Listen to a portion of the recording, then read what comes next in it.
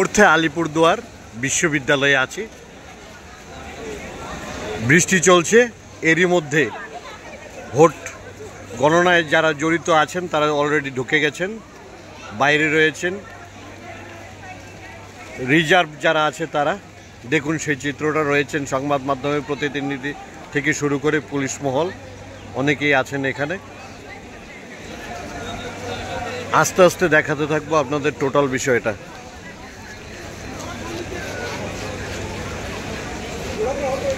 দমকল কর্মী থেকে শুরু করে সবাই রয়েছেন, দেখুন সেই দৃশ্য।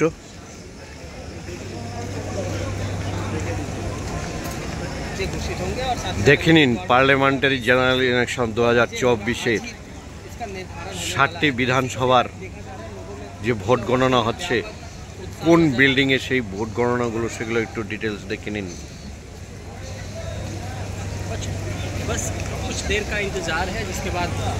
পর্যাপ্ত পরিমাণে প্রশাসনিক কর্তারা রয়েছেন, ত্রিস্তরীয় নিরাপত্তা বলয় দেখা যাচ্ছে। বৃষ্টি হচ্ছে, এরপরে আপনাদেরকে আরও অনেক কিছু দেখাবো। দেখুন আলিপুরদুয়ার বিশ্ববিদ্যালয় চত্বরের ভিতরের পরিস্থিতি। অস্থায়ী কর্মীরাও আছেন দেখা যাচ্ছে, দেখুন উপরে তারা দাঁড়িয়ে আছে। আলিপুরদুয়ার বিশ্ববিদ্যালয়ে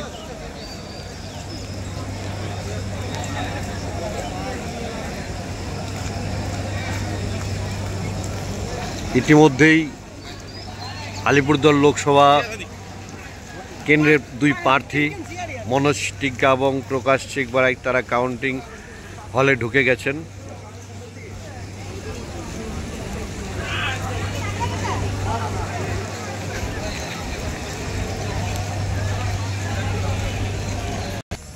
আলিপুরদুয়ার ইউনিভার্সিটি অর্থাৎ আলিপুরদুয়ার বিশ্ববিদ্যালয়ের এটিও একটি হচ্ছে মূল ফটক। এই ফটক দিয়েও কাউন্টারে ঢোকা যায়।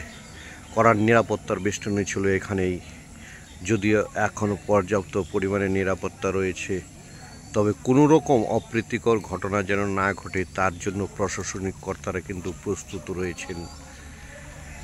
এক কথায় বলা যেতে পারে ত্রিস্তরীয় নিরাপত্তা বলয়ে ঢেকে রাখা হয়েছে আলিপুরদুয়ার ইউনিভার্সিটি।